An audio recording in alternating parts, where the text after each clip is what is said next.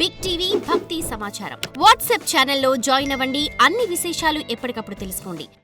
అటువంటి మహానుభావుడు మెల్లిగా ఏదో ఆశ్రమం అలా తాటాకు పందిళ్ళు గదులు మెల్లిగా ఏదో సిమెంటుతో కట్టినటువంటి గోడలు గదులు ప్రారంభమయ్యాయి.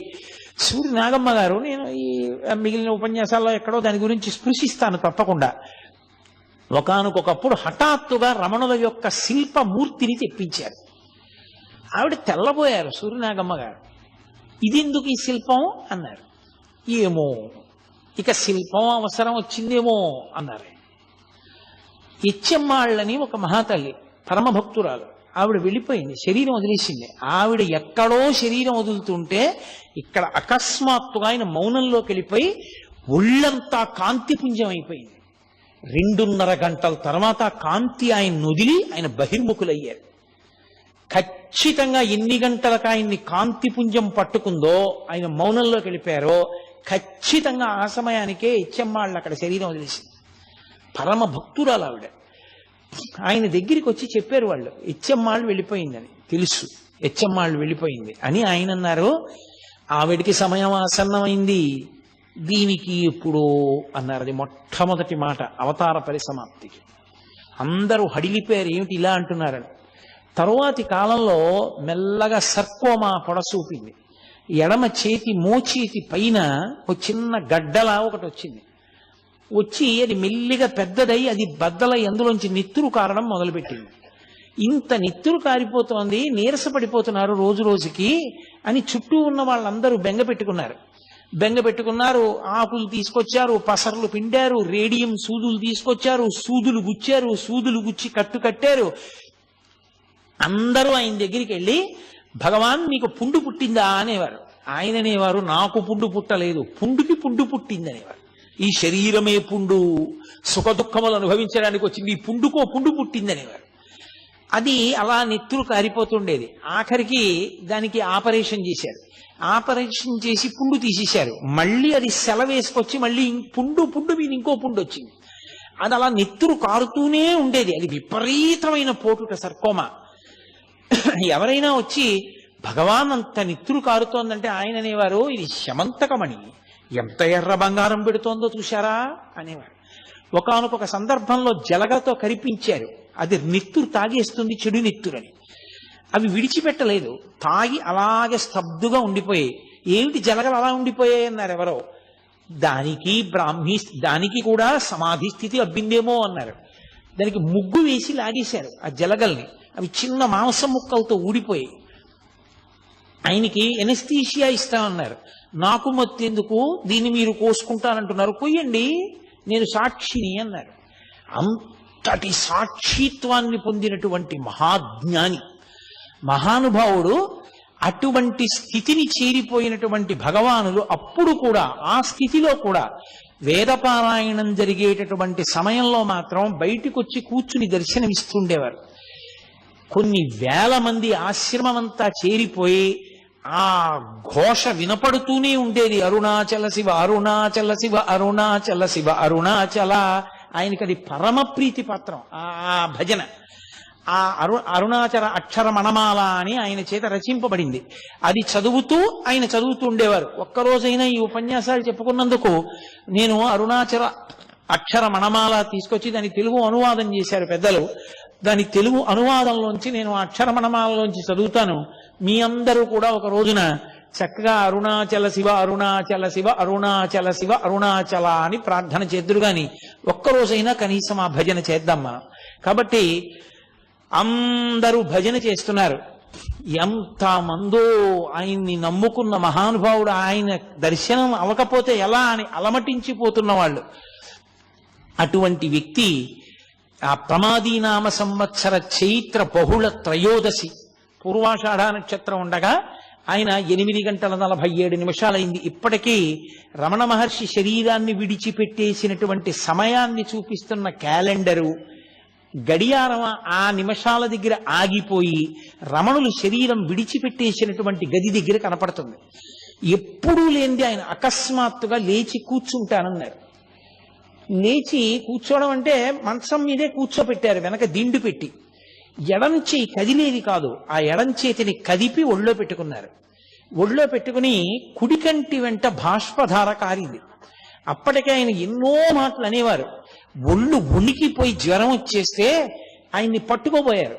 పట్టుకోబోతే గుడారంలో ఏనుగుని దూరిస్తే ఆ ఏనుగు గుడారంలో ఉండలేక గుడారం కదిలినట్టు ఇక ఈ చిన్న శరీరంలో ఉండలేనని ఆత్మ కదులుతోందనేవారు. మహానుభావుడు ఎంతటి స్థితప్రజ్ఞుడు. ఆయనకి ఆపరేషన్ చేసిన తర్వాత చాలా చల్లగా ఉంది, వెచ్చగా ఉంటుందని మంచం కిందకి తీసుకొచ్చి ఆయన అంతేవాసులు హీటర్ పెట్టారు. తెల్లవారేటప్పటికి ఒళ్ళంతా వాచిపోయి బద్దలైపోయి నెత్తురు కారుతున్నట్టు అయిపోయింది.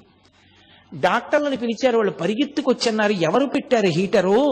హీటర్ పెట్టకూడదు, పెడితే ఒళ్ళంతా కూడా వాచిపోతుంది, ఎవరు పెట్టారని అడిగారు. అడిగితే మేమే పెట్టామన్నారు. వాళ్ళు తెలియక వెచ్చగా ఉంటుందని పెట్టామన్నారు. మరి ఇంత బాధపడిపోతూ ఒళ్ళంతా వాచిపోయిందే, ఎందుకు పిలవలేదు మమ్మల్ని అని అడిగారు. ఆయన అన్నారు, వారేమో దీన్ని కోశారు, కోసి ఇది బాగుంటుందని వారన్నారు.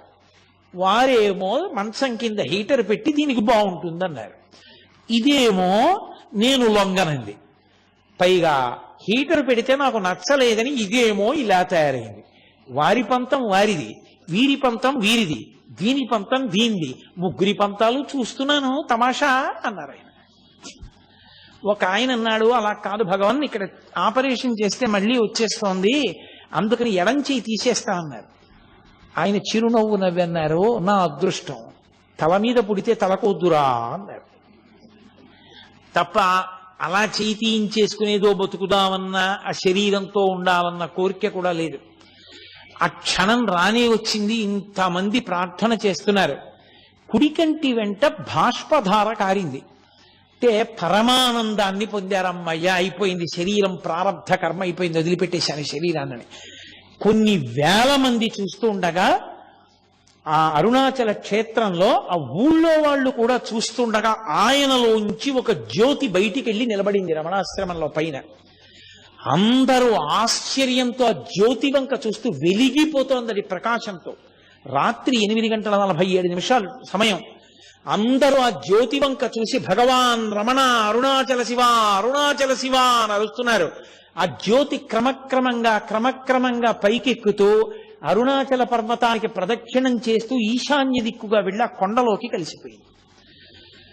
అంతే, అక్కడతో భగవాన్ రమణుల యొక్క శరీరం విడిచిపెట్టేశారు. విభూతి రాశారు, చందనం అలదారు, ఇంత అభిషేకము చేశారు. అమ్మగారికి కట్టినటువంటి మాతృభూతేశ్వరాలయం పక్కనే పెద్ద గుంత తవ్వి కర్పూరాదులు వేసి ఆయన శరీరాన్ని అందులో పెట్టి మట్టి కప్పి ఆ పైన శివలింగాన్ని ఉంచారు. ఇప్పటికీ ప్రతిరోజు ఆ శివలింగం దగ్గర వేదపఠనం చేసి అభిషేకం చేసి అత్యద్భుతమైన అలంకారం చేస్తారు. ఎందరో దేశ విదేశాల నుంచి వచ్చిన వాళ్ళు అక్కడే కూర్చుని ఉపదేశ సారము మొదలైనవి చదువుకుని ఆ రమణ మహర్షి ఉన్న ప్రాంతానికి ఆ సమాధి, ఆయన ఉన్న అధిష్టానం, శివలింగం ఉంటే అధిష్టానం అంటారు, దానికి ప్రదక్షిణం చేస్తూ ఉంటారు. ఆ పక్కనే ఒక బావి ఉంటుంది, దాన్ని రమణ బావి అంటారు.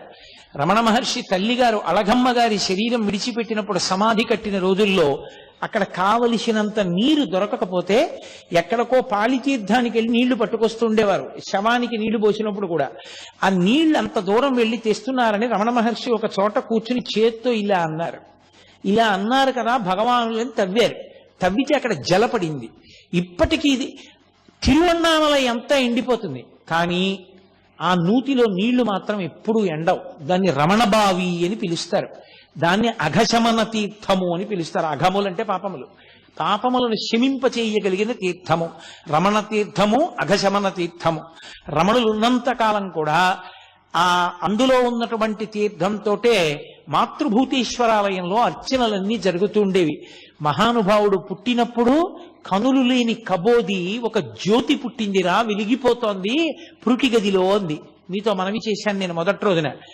ఆయన ఆఖరణ శరీరం విడిచిపెట్టినప్పుడు కొన్ని లక్షల మంది ప్రత్యక్షంగా జ్యోతి పైకెక్కి అరుణాచల పర్వతంలో, అరుణాచల శిఖరంలో కలిసిపోవడాన్ని చూశారు. అలా చూసిన వాళ్ళల్లో నాకు చాలా చాలా గొప్పగా నేను చెప్పుకోగలిగింది, నా జీవితంలో సంతోషకరమైన విషయం ఏంటంటే, నా కూతుర్ని ఏ ఇంటికి ఇచ్చి పెళ్లి చేశానో, నా కూతుర్ని ఏ ఇంటికి ఇచ్చి పెళ్లి చేశానో ఆ నా వియ్యపురాలిని కన్న తండ్రి గారు కూడా అరుణాచలంలో రమణ మహర్షి యొక్క జ్యోతి వెళ్ళిపోతుండగా చూశాడు. చూసి ఆ రోజుల్లో ఆయన అదేమిటి జ్యోతి వెడుతోంది, రమణులకు ఏమైనా అయిందా అన్నారు. ఆ జ్యోతిని చూసి తిరువన్నామలై అంతా పరిగెత్తింది రమణాశ్రమానికి. ఏమైంది రమణులకని. ఆ జ్యోతి రూపంలో ఆయన వెళ్ళిపోయారు. జ్యోతిగా పుట్టి జ్యోతిగా వెళ్ళిపోయారు. జ్యోతి స్వరూపుడైన సుబ్రహ్మణ్యుడిగా, సుబ్రహ్మణ్యావతారంగా, సద్గురువుగా, మహాజ్ఞానిగా, గొప్ప వైరాగ్య చక్రవర్తిగా, బ్రహ్మైవ భవతి అనేటటువంటి మాటకి నిర్వచనంగా బ్రహ్మమును తెలుసుకున్న బ్రహ్మమై ఈ ప్రపంచంలో నడయాడి చిట్ట చివర శరీరాన్ని విడిచిపెట్టి ఇప్పటికీ అంతటా నిండి నిబిడీకృతమైన ఆత్మస్వరూపమై ఎవరు ఆయనకి నమస్కారం చేస్తారో, ఎవరు ఆయనకి అర్చన చేస్తారో, ఎవరు ఆయన మీద భక్తితో ఉంటారో వారందరికీ దర్శనమిస్తూ వారందరినీ కూడా జీవితంలో భగవంతుడి వైపుకి అడుగులు వేయించేటటువంటి గొప్ప గురుస్వరూపం, ఈశ్వర స్వరూపం భగవాన్ రమణులు. For more videos like this, subscribe Big TV channel.